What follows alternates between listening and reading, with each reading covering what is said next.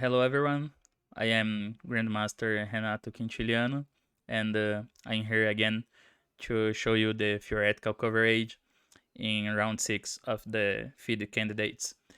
So as usual, we have many interesting games. Let's start by Rajabov against Rapport, since Rapport is a very good player to provide interesting content in his games. So this time it wasn't different.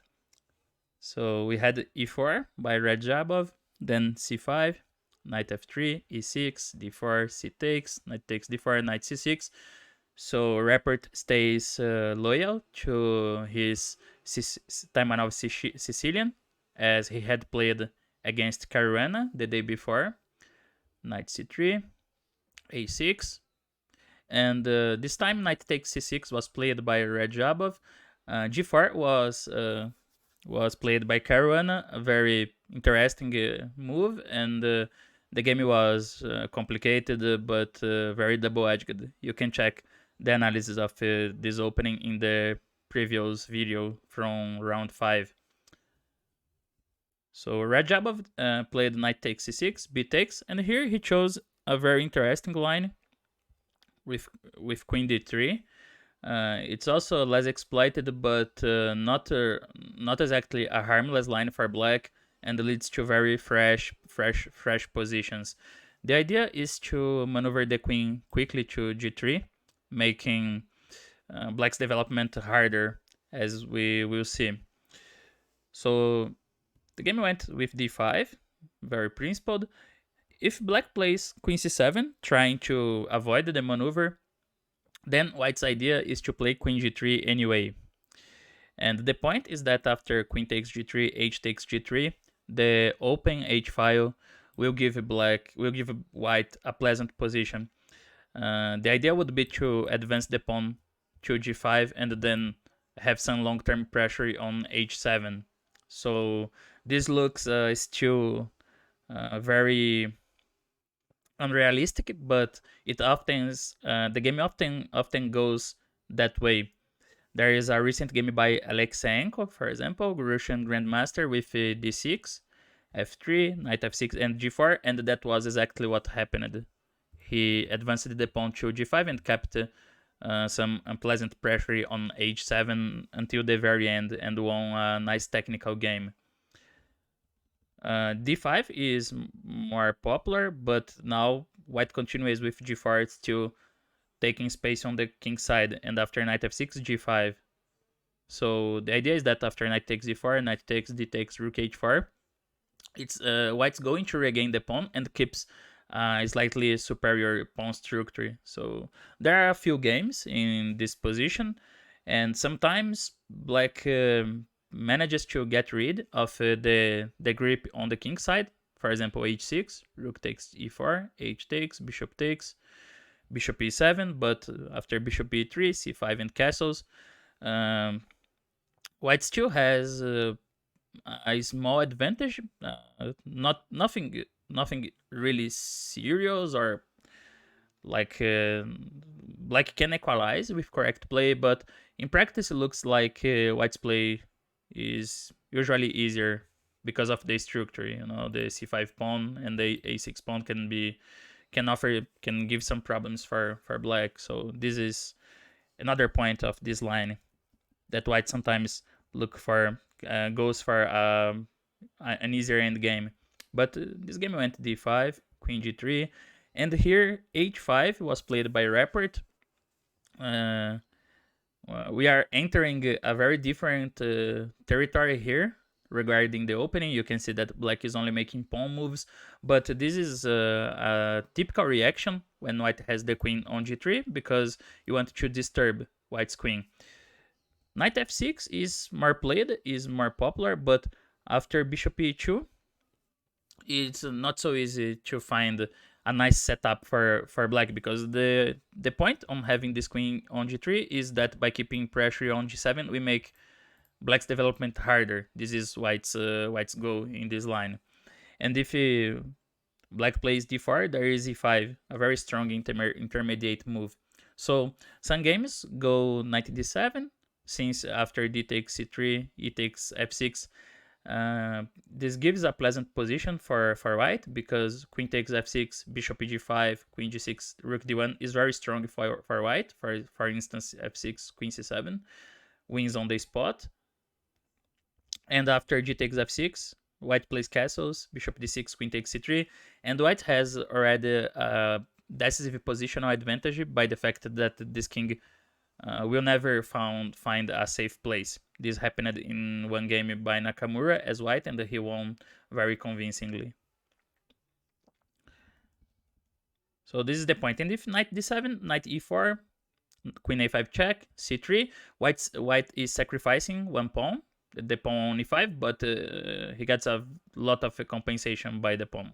D takes c3, knight takes queen e5, bishop f4, queen f6, bishop f3, for example, bishop b7, long castles, and white has a lot of very superior development, and a lot of initiative is coming here. So it's more than enough compensation for the pawn. Strong initiative, so very good for white. Then Rapport plays h5, trying to disturb the queen, and here h4.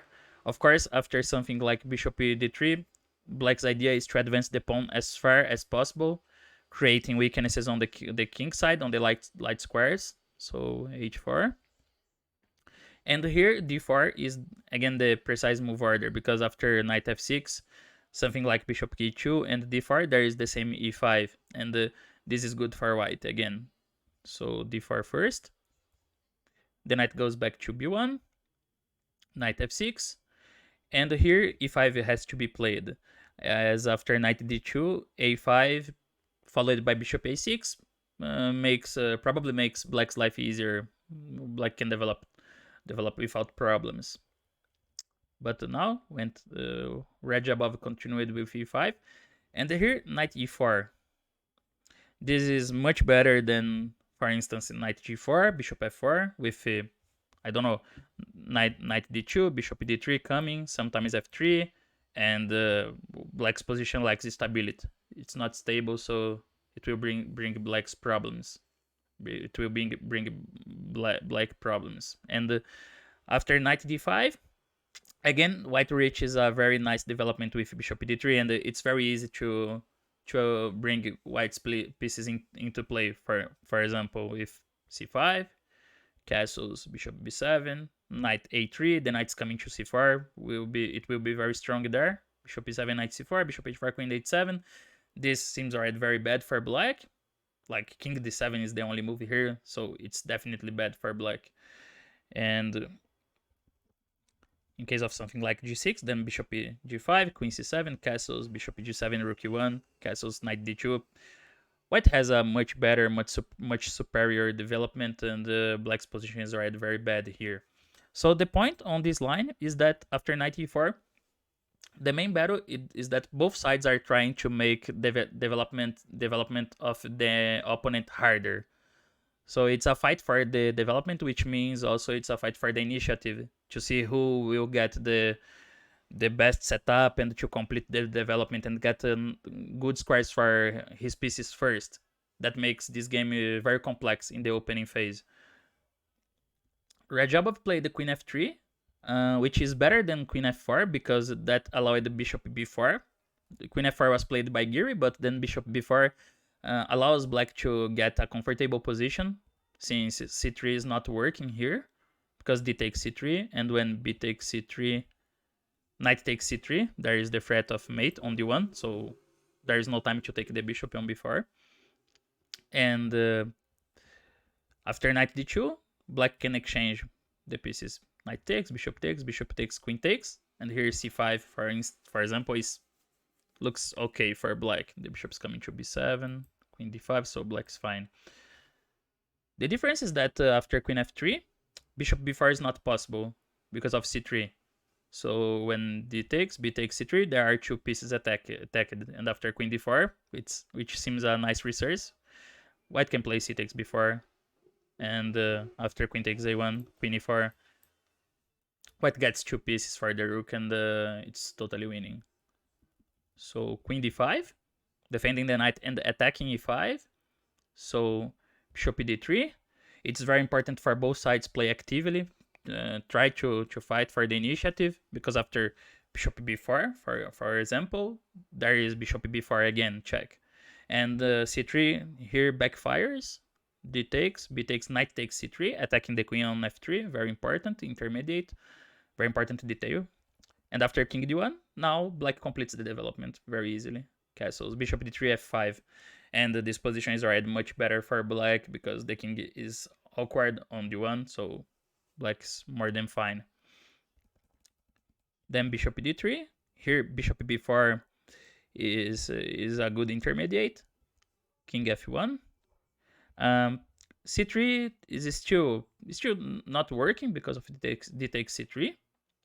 Then after castles, trying to accelerate white's development, there is knight c5. Very nice resource for black. So king f1, and here f5 was played, supporting the knight. Knight c5 is not good here, doesn't solve black's problems because of queen g3, and then knight takes d3, c takes d3, king f8 is more or less necessary. Knight d2, the knight's coming to very nice squares on c4 or e4, so bishop takes d2 more or less forced. Bishop takes c5, but here white plays king g1, completing the development, putting the king on a2, and despite having opposite colored bishops, it's easier to imagine white gets the initiative here than black, because c5 can be attacked, and also the structure in general favors white, so this looks easier to play for white.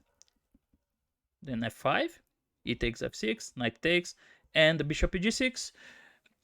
Surprisingly, this was the first new move in the game, because all of these have been played before between Vaclav and Nepo, and c3 was seeing that game, but Rajabov started first with bishop g6, but Rapport played instantly king d7 here.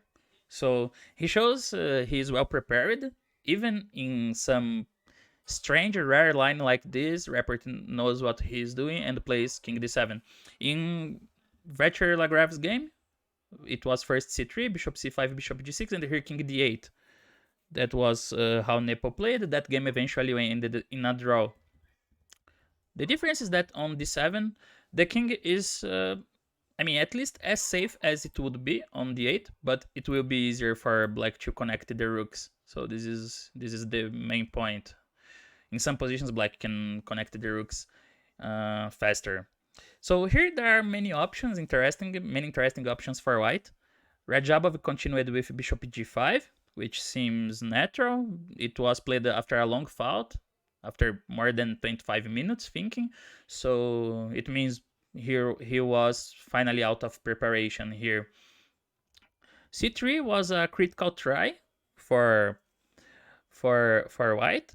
Looks like the most ambitious, and there are some complicated lines, but I think the safest option for black is d takes c3, knight takes, and the queen takes f3. G takes, knight d5, bishop d2, a5, then king g2, bishop a6, rook a d1. This looks probably it's probably more pleasant for white, a bit easier, but I think with correct defense, black should hold, so should keep the balance with correct play. And there are also another interesting options like knight d2, for instance, rook f8, queen e2, a5, bishop d3, aiming to bring the knight to e4 or f3, for example, or even rook h3, which is another curious line, like rook f8, queen e2, and the rook is coming by the third rank. A nice line given by the computer now is a5, c4, then d takes c3, knight takes, bishop a6, and the bishop d3, bishop takes c3, b takes, and knight g4 here, creating a lot of threats on f2 and putting pressure on white's position. Now white has to play f4, and queen c5 is another nice move. Bishop a6, rook takes. Of course, the rook cannot be taken, but the rook d3, queen c7, king c7, g3, rook b6, and bishop e3, followed by some exchanges and ending in a drawish ending. But I just thought this line was funny, so I decided to show with rook h3. But it's in fact a very typical maneuver. It happens in many positions, this rook h3 idea. But bishop g5 was played, and here also Rapport started to think. So both players were out of book, and he continued with rook f8, which seems very natural. Queen f3, g takes f3 helps white here because it gives the g2 square for the king and also the open g file, which is very important to attack the g7 pawn. a5 was also interesting. It could be considered activating the bishop by a6. So this was also an option. Rook f8, and here finally c3 was played, a very typical move trying to open the position. Rapport played bishop d6 in this position. Bishop c5 was perhaps more ambitious, creating the strong threat of knight g4 and placing the bishop on a very active diagonal. Here the main line goes c takes d4. Of course, exchanging queens now looks very bad for white because black is very active. So c takes d4. And if bishop takes d4, knight c3 is very active for white, so queen takes.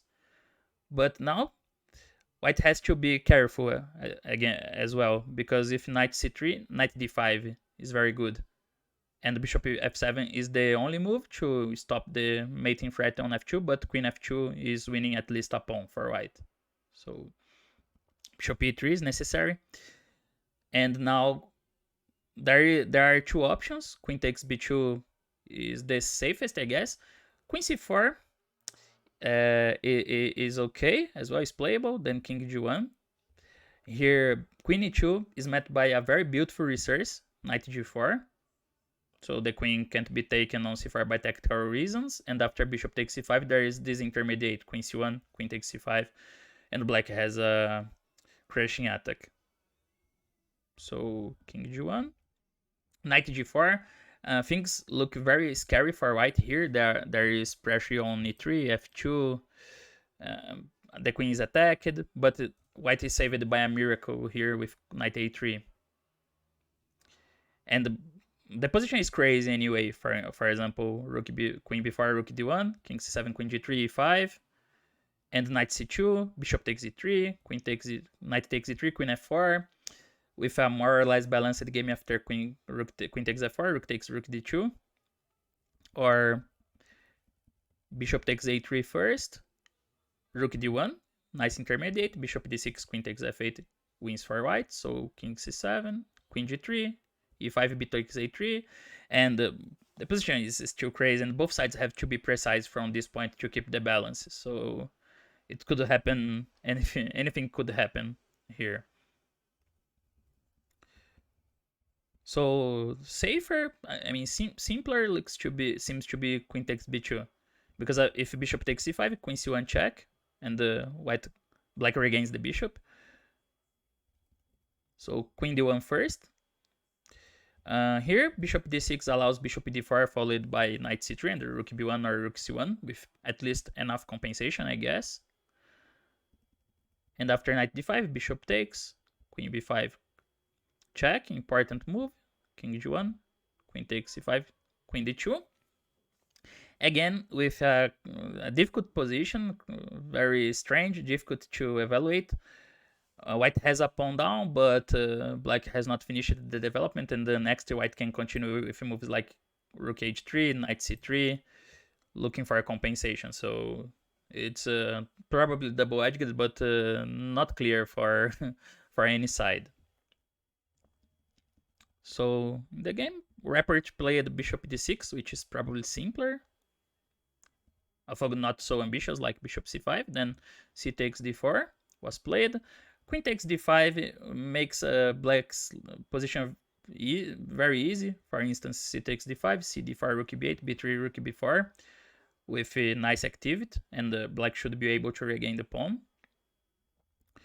So after c takes, queen takes, there is the very strong threat of knight g4 here, so white has to do something quickly.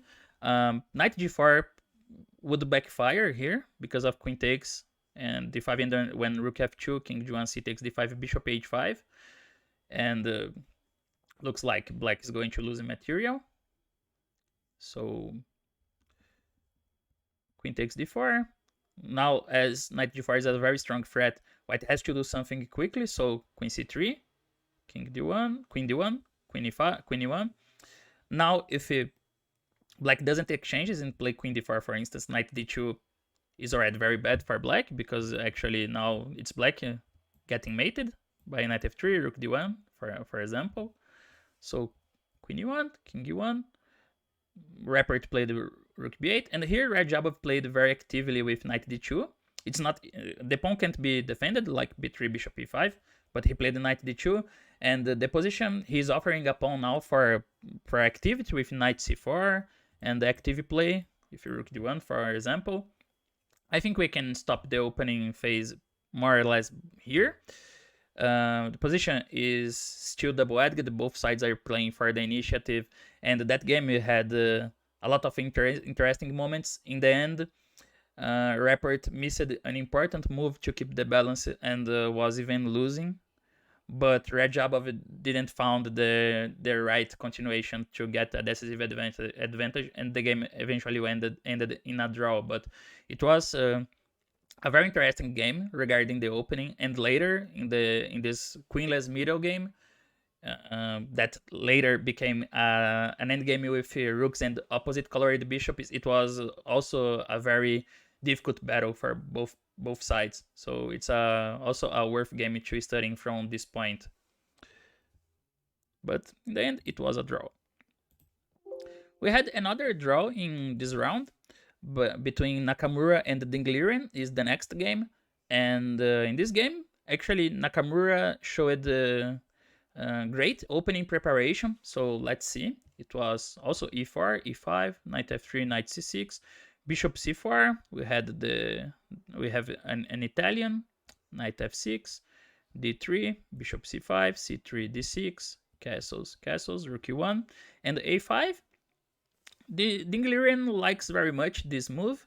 I had seen many games by him playing this a5, and in fact, as I remember, he was the first player in the top level that started to play with a5 regularly, if I'm not mistaken. But I remember seeing this move in many of his games instead of the more classical a6.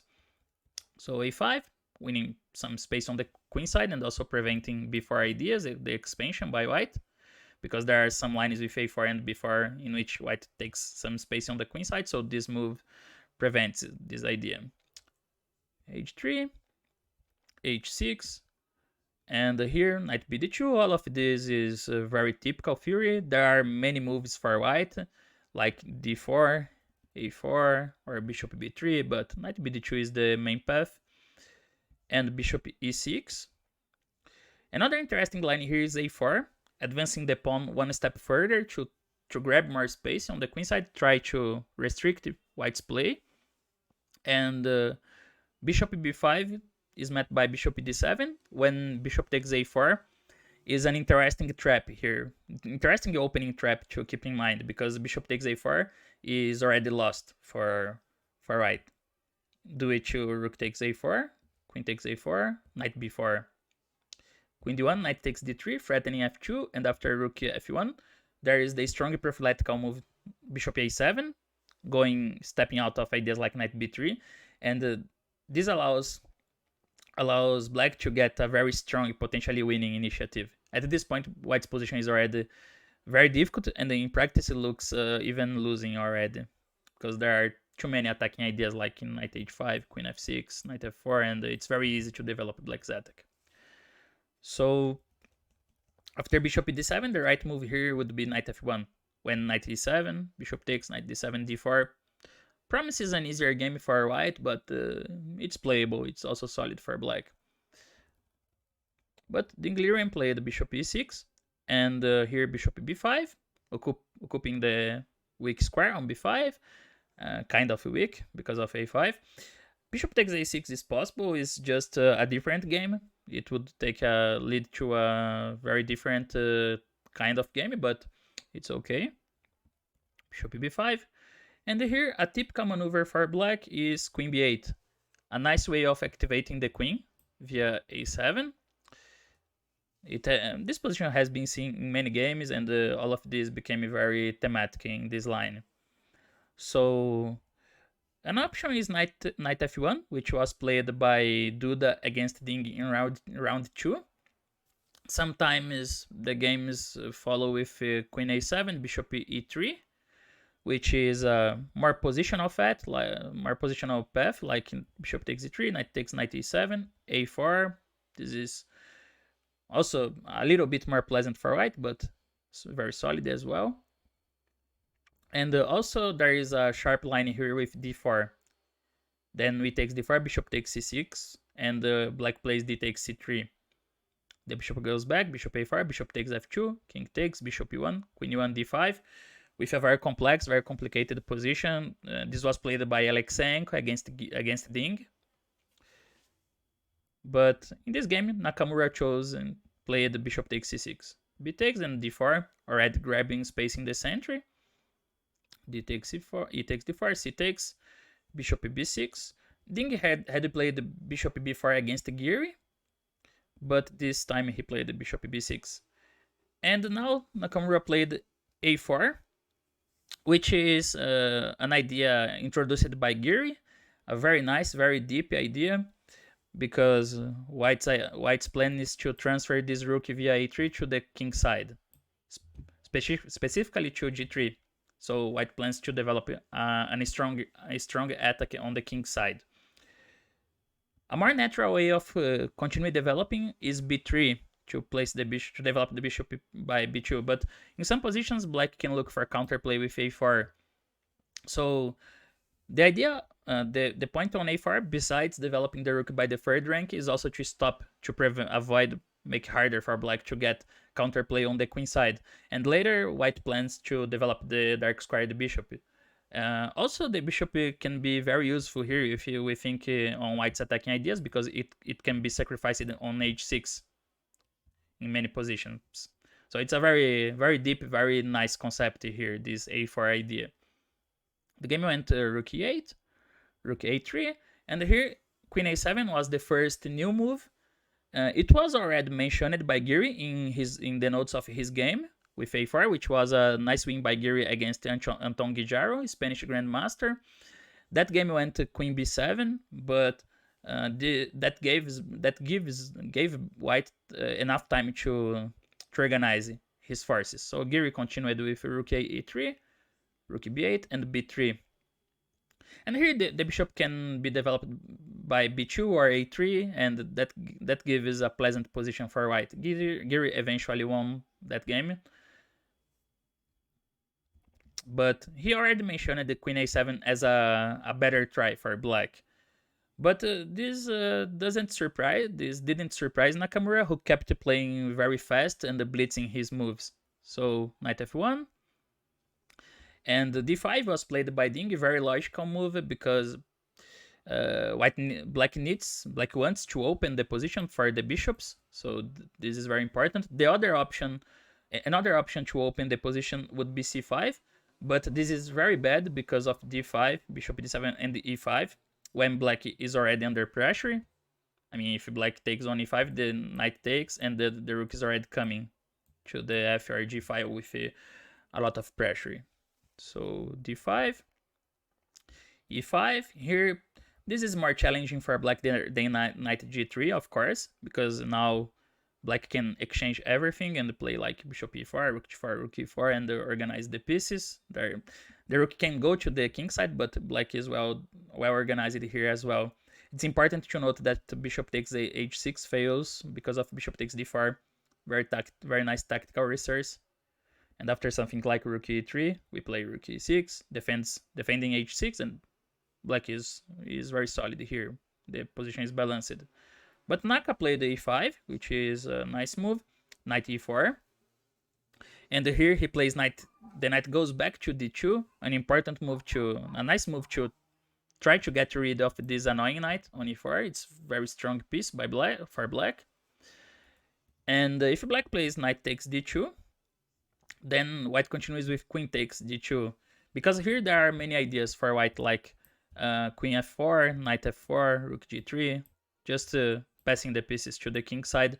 And at some point the attack would be very difficult to defend because mostly of black's pieces are stuck on the queen side. So it's very important point on white's plan here, to take advantage of the fact that black has many pieces on the other side of the board. So Ding continued with bishop f5, just supporting the knight.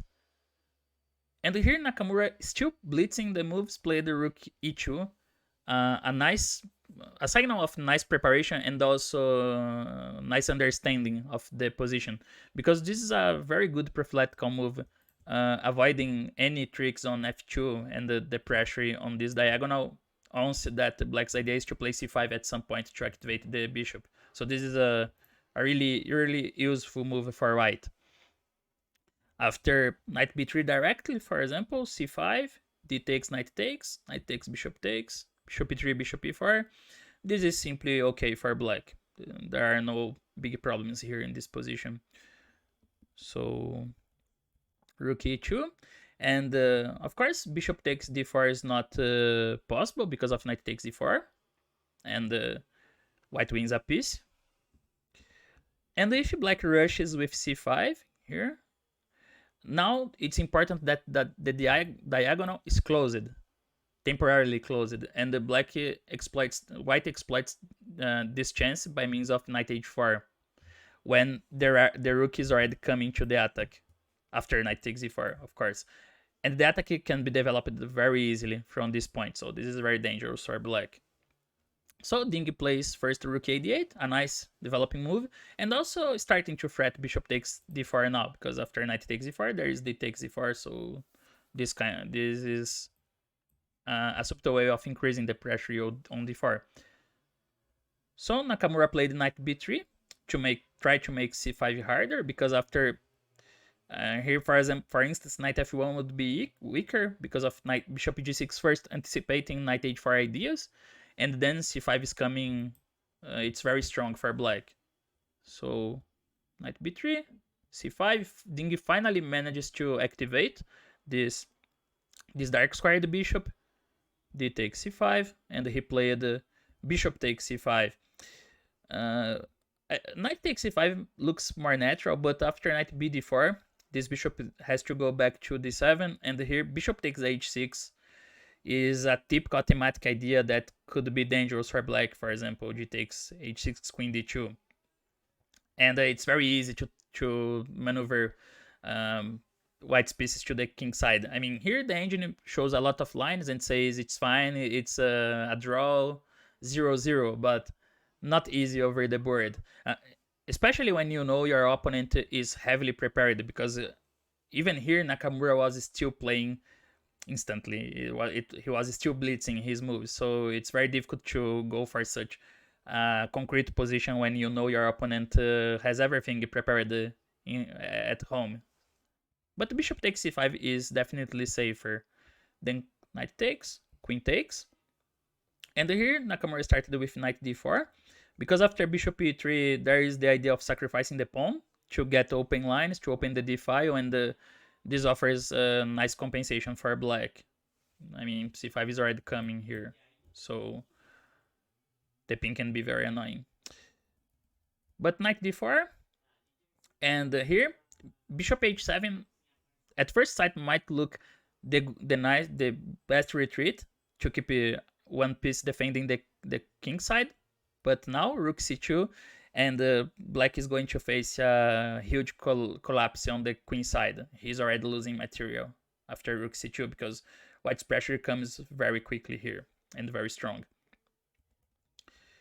Also, rook takes e5 is not possible, of course, because of bishop f4, rook 6, knight f5, winning a piece. But the right retreat is bishop d7, keeping c6 safe. Bishop f4, and now Ding retreated this queen to e7. White's finally finishing the development. He plays queen e7, I think to prepare ideas like c5, to look for counterplay, and also to keep the queen closer to the king side. So Nakamura played knight b5. I mean, here we are still in move 24, 25 by white with knight b5. But I will continue showing a few moves because Nakamura was still blitzing out in this position. So that means how deep, that shows how deep was his preparation for this game. Because he came very well prepared and was playing very fast, very confident on his moves. And the Ding, on the other hand, was having to think from a few moves ago already. So Ding was having to find the correct path, and it's not an easy path to find over the board.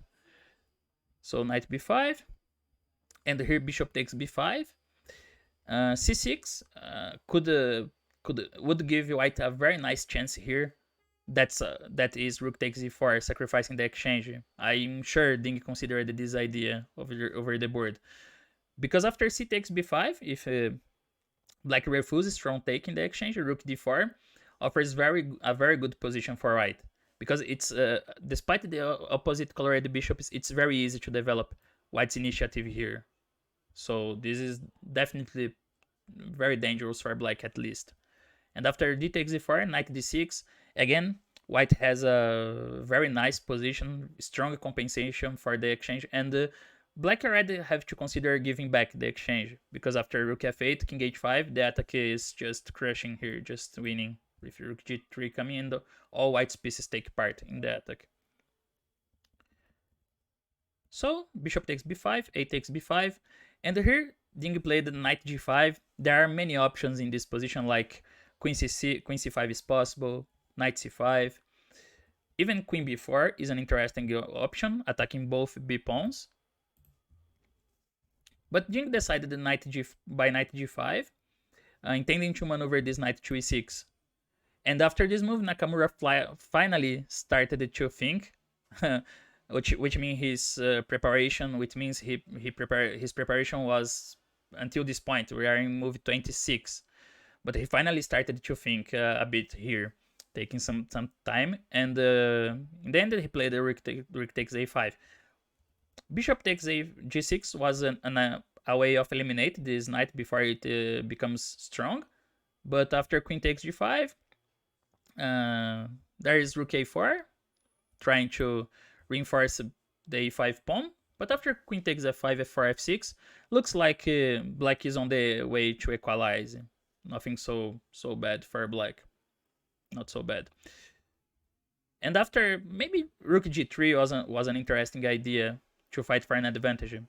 After rook takes a5, then it followed knight e6, bishop d2, and d4. And black has well centralized the pieces, a strong passed pawn in the center, so that gives more than enough compensation. More than enough, not, but enough compensation for the pawn.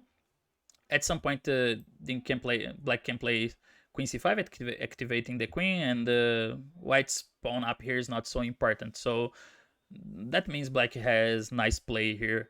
But both players kept playing very precisely from this point, and the game eventually ended in a draw by perpetual check on the king side. But it's a nice example of excellent preparation at the top level, and also the strong ability, great ability of these players to find their way even when they are surprised by the opponent's preparation, because that was exactly what happened at the Ding. Was out of book first, but he kept finding the right path and the right moves to avoid being in trouble. So this also makes this game very interesting. And continuing here, we will see one of the wins in this round, which was Caruana against Firouzja. I mean Firouzja as white against Caruana, but Caruana won. It was kind of a strange game. We will see why, because it started with d4, knight f6, c4, e6, g3. The Catalan opening is not a common choice on Firouzja's openings, but maybe he was trying to surprise his opponent, playing something more rare in his repertoire. Caruana played then with d5, bishop g2, bishop e7, knight f3, castles, and here came the first surprise with queen d3, because this is a rare move, less exploited. But it is played sometimes by Boris Gelfand. And Firouzja tried to surprise Caruana with this idea. Um, but I don't think it came as a huge surprise for Caruana, because in the 2018 candidates, Caruana played with Queen B3. So he won a nice game in the first round of candidates against Wesley So, but it was with Bishop B4 check first, Bishop D2, and then Bishop E7. And later he played against Karyakin in the same tournament. So I think he should be aware of early queen moves in this kind of position. Like there are also Queen C2. There is also Queen C2 besides Queen B3 and Queen D3. Well, anyway, Queen D3. And here Caruana played C5, which is a very principled reaction, as Black has already castled, so you start trying to fight for the sentry. It's also the natural reaction after Queen C2. Black also continues with C5, and here he played C5, but basically Black has more solid options, solid alternatives like B6, A6, or even C6. I mean, all of these moves are playable. So he played C5, and it was castle. Still played quickly by Firouzja. After C takes D5, Knight takes D takes Knight A6. This looks okay for Black, and the same after D takes C5, Knight A6. So castles. C takes D5. No, C takes D4. Knight takes D4. And here Knight C6 came, another natural move by Caruana. And at this point, Firouzja already started to think, which makes me wonder which was the idea, because this is a, I don't know, very normal, very natural position to reach. So at this point, he started to think a bit. I don't know, maybe he was expecting something more concrete like E5, for example. But who knows? Maybe he was betting on that Caruana would look for a concrete play here and principled playing the sentry with E5. But Knight C6 is very solid. So he played C takes D5. Knight C6, BC6, B3 is a different structure, but Queen C7, Bishop B2, A5 looks pretty solid for Black. Very, very normal. The sentry is very, very solid, so it will be hard for White to create problems, but okay, it's pretty playable for both. So C takes D5. And here Caruana played the Knight takes D4, which was more or less a novelty, but also very natural. E takes D5 is a bad idea, is a bad option because of Knight C3. Then here, this is of course is very pleasant for White because of the isolated pawn. Here looks like I don't know, an improved version of the Tarrasch defense.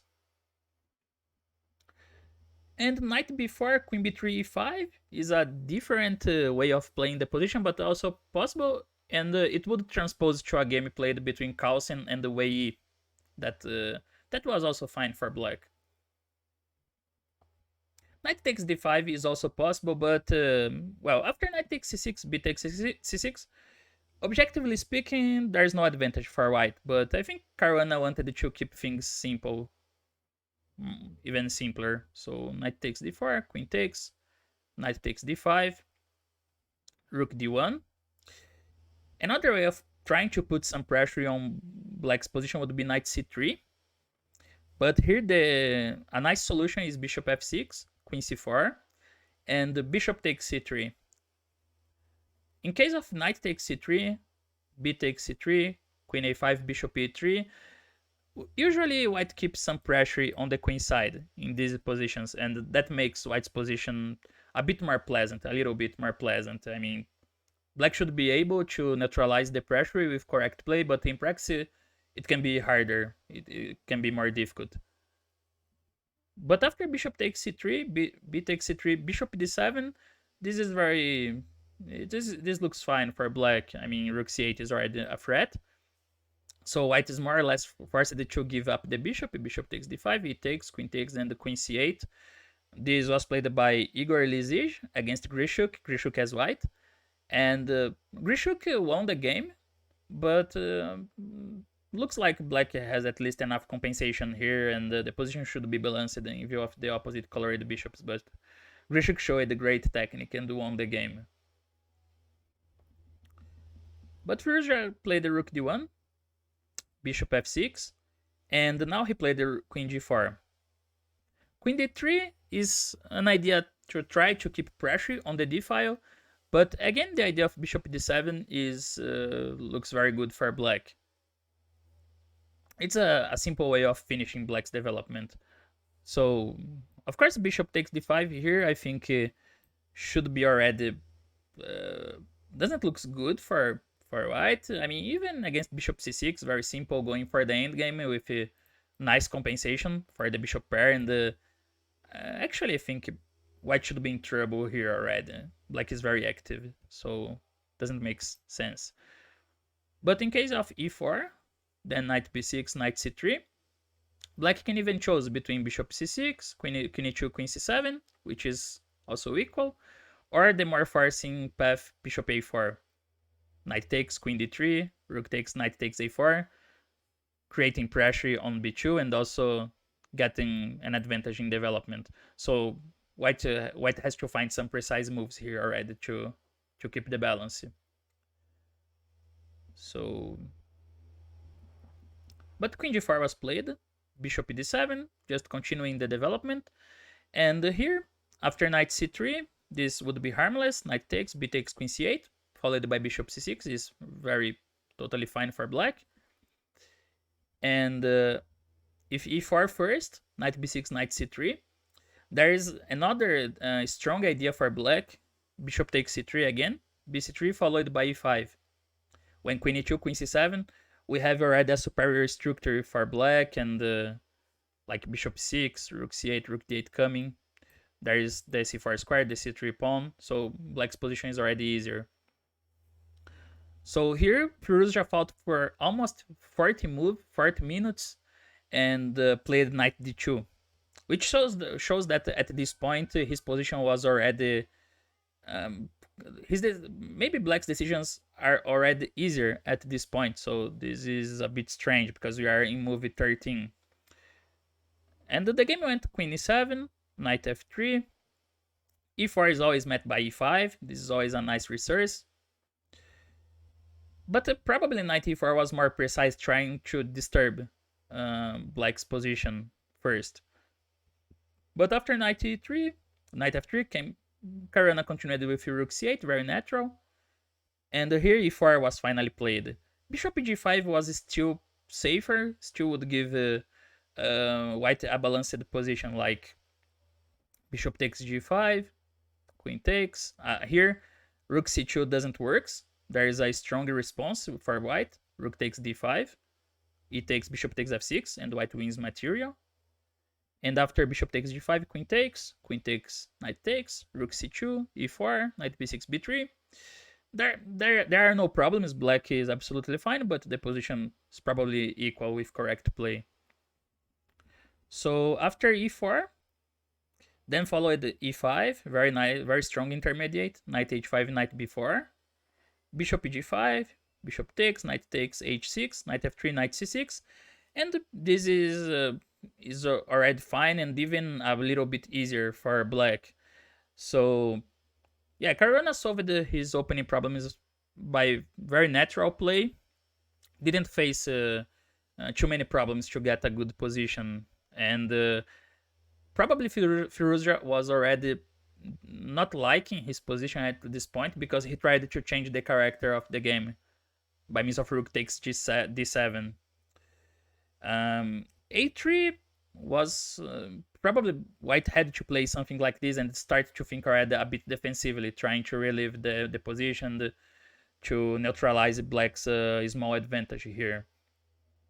After rook takes d7, queen takes bishop h3, white fails to regain the exchange because of f5, which, however, Caruana didn't think was missed by Firouzja.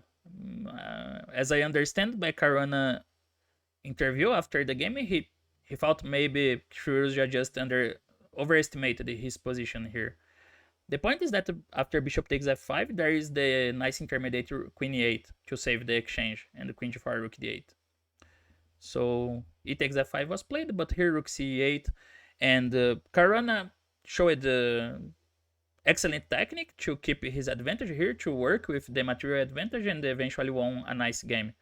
So again, a game in which Firouzja failed to pose uh, serious problems for his opponent with this queen d3, because Black reacted in a very natural manner, but maybe he was expecting a more principled play by Caruana, and the Caruana just played the most solid moves to obtain a playable position. So yeah, it was a nice win by Caruana, who is still trying to catch the leader of the tournament, which is after a nice win on round 6, Nepomniachtchi. Nepo scored his third win in the event and is now leading, but followed by Caruana half point behind.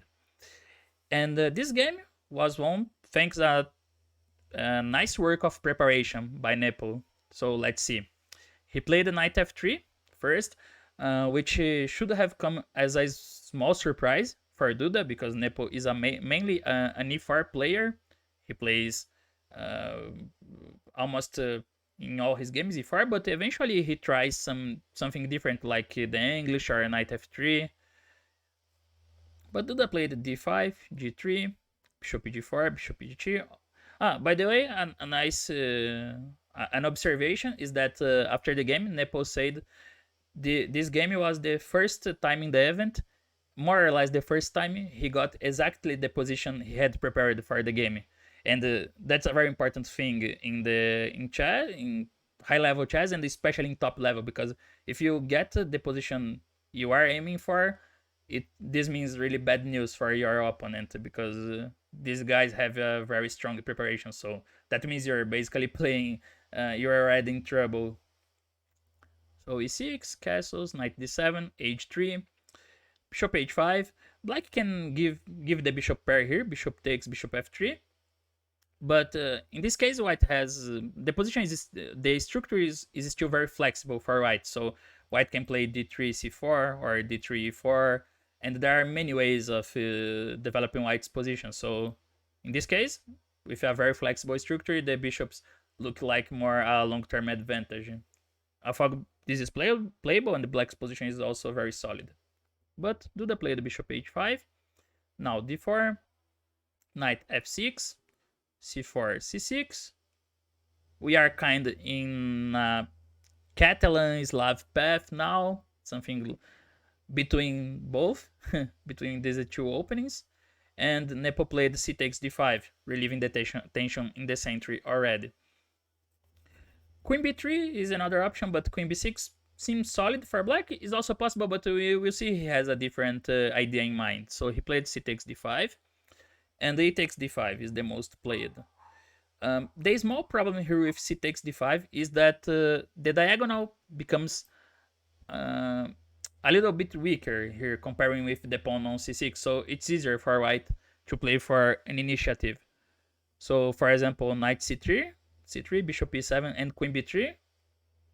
And one game went bishop takes f3. Now that the structure looks more solid, less flexible, but bishop takes queen b6 was met by e4, immediately opening the diagonal for the bishop, and the white had some initiative here and eventually won the game. So this is only one example. E takes d5 is more solid. Then here I knew queen b3, queen b6, and queen e3. This is an interesting point to justify c takes d5 first, because you open the e5 and there is this check when bishop e7 is met by knight h4, threatening to win with knight f5, and the black is forced to play knight g6. So here knight c3, and at some point white can grab the bishop pair on g6. I remember this game between Vaclav Lagrave and Matthias Blubaum, in which white won, but okay, black's position is still solid, and this is playable. So I remember I thought Nepo was going for this variation. Also, knight h4 is mentioned by Shankland, like a good option for white, and an option that promises white a small advantage. The idea is that it's harder for black to play bishop e7 here in view of knight f5, so black is more or less forced to play bishop g6, and white at some point can take this bishop and play with the bishop pair. But Nepo surprised Duda, surprised me, and also surprised Duda with knight e5 directly, which is an ambitious and very interesting option for white, and can be found in many games of German Grandmaster Rasmus Svein. He really likes this variation that has many games with this line.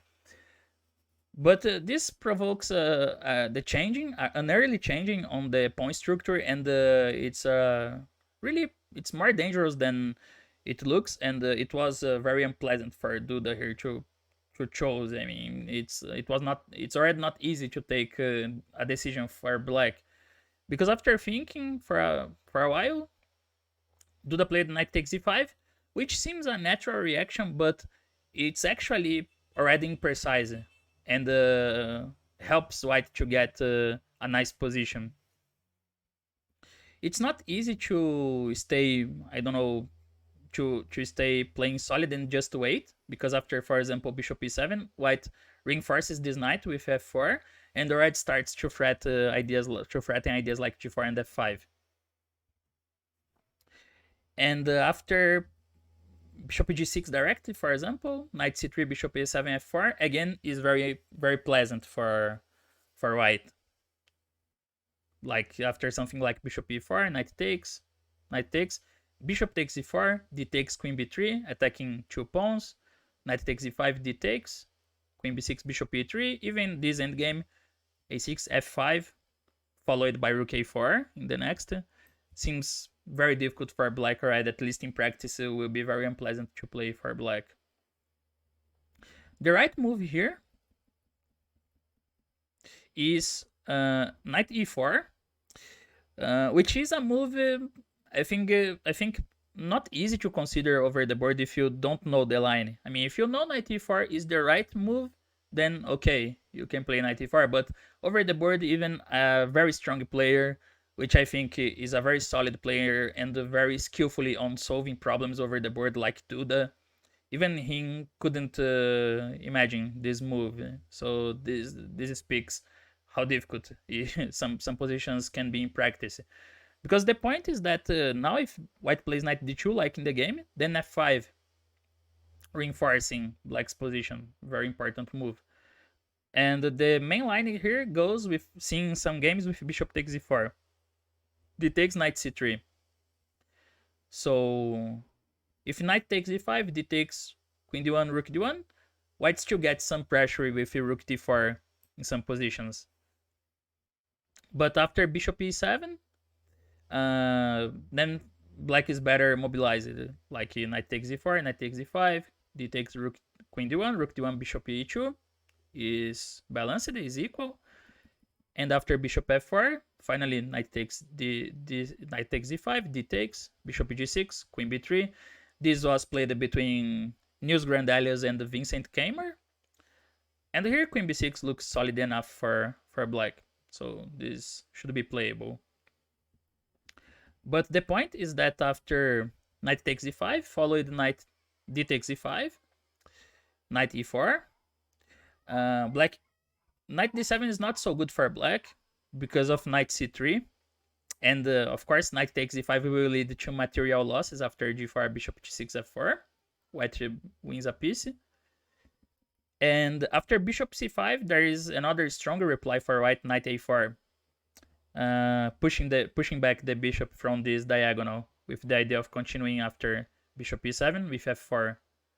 Now white's already threatening to trap the bishop, and after f5, bishop e3, castles, rook c1, white gets a very stable and very good space advantage. So this is already much more pleasant for white, and it's going to be difficult to play for black in anyway.